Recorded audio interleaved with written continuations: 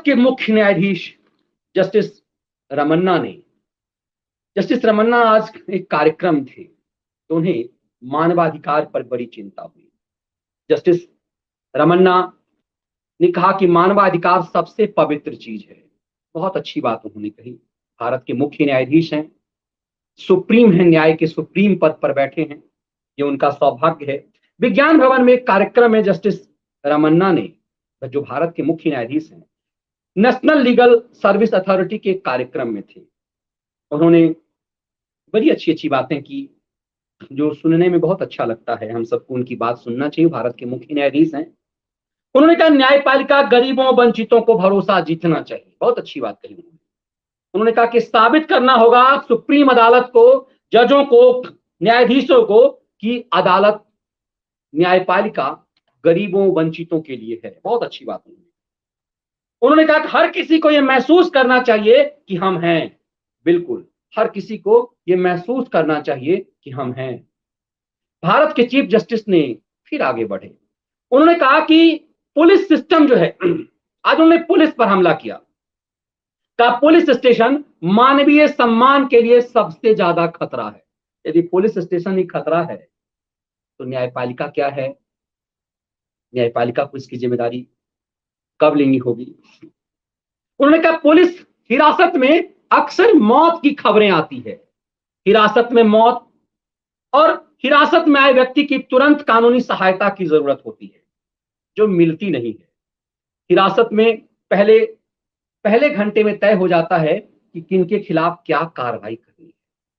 Justice Ramana की चिंता मानवाधिकार को लेकर के थी। हम सबको इसकी चिंता है, लेकिन भारत के मुख्य न्यायाधीश क्या बताएंगे कि क्या जस्टिस रमन्ना को क्या सिर्फ अपराधियों की मानवाधिकार की चिंता है?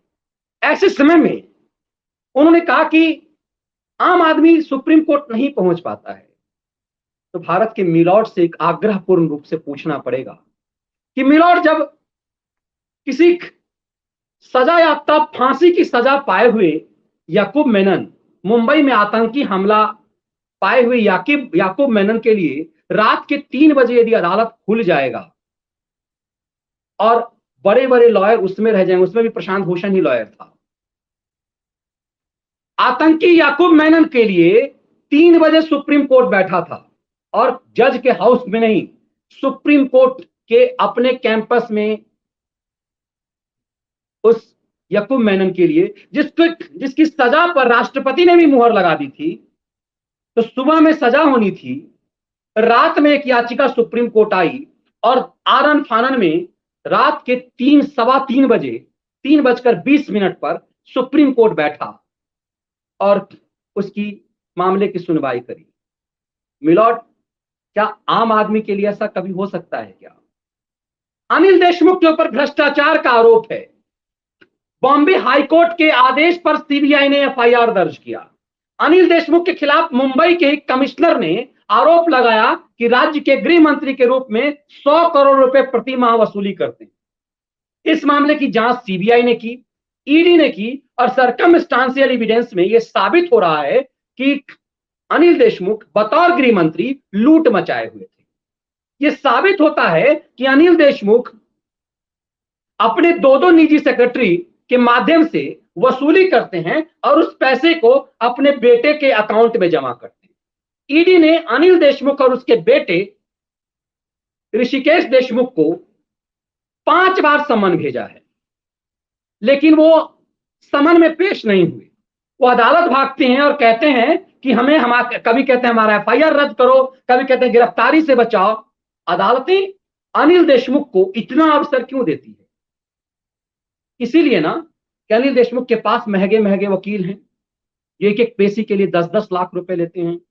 तो मिलॉर्ड, यदि सुप्रीम कोर्ट का पूरा वक्त किसी अनिल देशमुख को बचाने में बीतेगा तो आम आदमी को इंसाफ कैसे मिलेगा? फिर मानवाधिकार कहां बच जाएगा? मिलॉर्ड, क्या सुप्रीम कोर्ट की यह रिस्पॉन्सिबिलिटी नहीं थी कि सुप्रीम कोर्ट यह कहता कि अनिल देशमुख जी आप पहले पेश होइए जांच आयोग सामने में, आप ईडी के सामने में। पी चिदम्बरम भागता रहा हाईकोर्ट के आदेश के बाद भी पी चिदम्बरम गृह मंत्री इस देश का था, वो तो महाराष्ट्र का गृह मंत्री। पी चिदम्बरम तिहाड़ी होने से पहले भागता रहा। सुप्रीम कोर्ट और हाईकोर्ट से अफसर मिलते रहे। जिस तरह पी चिदम्बरम को ईडी और सीबीआई के गिरफ्त से बचाने में सुप्रीम कोर्ट अवसर देता रहा, क्या आम आदमी को भी मिलता है क्या? मिलो। सुब्रत राय सहारा को सुप्रीम कोर्ट ने बंधक बनाया। अपनी मां के मौत के बाद उसने जमानत की अर्जी लगाई।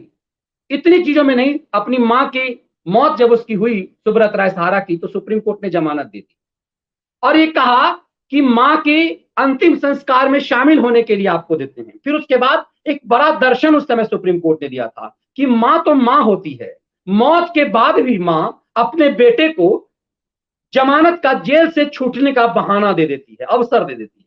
यह टिप्पणी थी सुप्रीम कोर्ट की कि मां तो मां होती है, मां मरकर भी अपने बेटे को जेल से बचाती है। यह टिप्पणी थी सुप्रीम कोर्ट की। लेकिन सुब्रत राय सहारा अपनी मां के अंतिम संस्कार के बाद कई सालों से जमानत पे घूम रहे हैं। क्या आम आदमी को भी इसी ढंग से छूट मिलती क्या मिलॉर्ड? क्या आम आदमी के भी मानवाधिकार की रक्षा इस रूप में होगा क्या मिलॉर्ड? तो क्या सवाल यह है कि आपने सुब्रत राय को बंधक इसलिए बनाया था कि आपको कुछ उसके ऊपर अपराध के आरोप लगे थे। आपने आज कहा कि थाने में मानवाधिकार का हनन होता है, तो थाने में तो एक्यूज ही होते हैं, महात्मा तो जाते नहीं हैं। तो क्या इस देश की सुप्रीम कोर्ट को अपराधियों के मानवाधिकार की सिर्फ चिंता होती है क्या?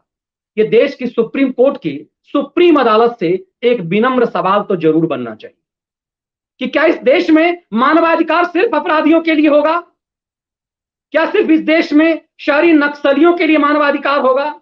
कितने आम लोग सुप्रीम कोर्ट पहुंच पाते हैं? आपने कभी सोचा है खैराती पांडे का बलात्कारी भाई जो जिसके ऊपर गैंग रेप केस का आरोप था, सुप्रीम कोर्ट में उसके लिए देश के कद्दावर 5 वकील पेश हुए थे। अपने आप को कहता कि मैं तो निरीह हूं, मनी लॉन्ड्रिंग के चैनल में काम करता है वो। उसके भाई के लिए 5 सुप्रीम लॉयर पेश हुए, जिसमें से कई कांग्रेस के पदाधिकारी हैं। फिर आप सोचेंगे कि इस देश में हो क्या रहा है साहब? तो मिलॉर्ड से बड़ी विनम्र आग्रह है भारत के एक सुप्रीम अदालत से कि मिलॉर्ड, मानवाधिकार आम आदमी का भी होता है। यही विनम्र आग्रह है और मुझे लगता है कि यदि पहुंच जाए तो यही अपने आप में बहुत महत्वपूर्ण। राकेश, संदीप शर्मा जी का एक सवाल था कि राकेश अस्थाना के दिल्ली पुलिस में आने से ड्रग्स माफियाओं को राहत मिल गई होगी, अब Mumbai Bollywood drugs case slow हो जाएगा। अब देखिए कि ये चीजें आप लोगों के दिमाग में क्यों आती है? इसलिए कि हम सब को ये समझ में आता है कि आखिर इस देश में हो क्या रहा है। इस देश में यही हो रहा है। इस चीज को समझना जरूरी है कि क्यों राकेश अस्थाना जैसे ऑफिसर को रोकने की साजिश होती है और इस देश में अदालत को अपराधियों के मानवाधिकार की चिंता होती है।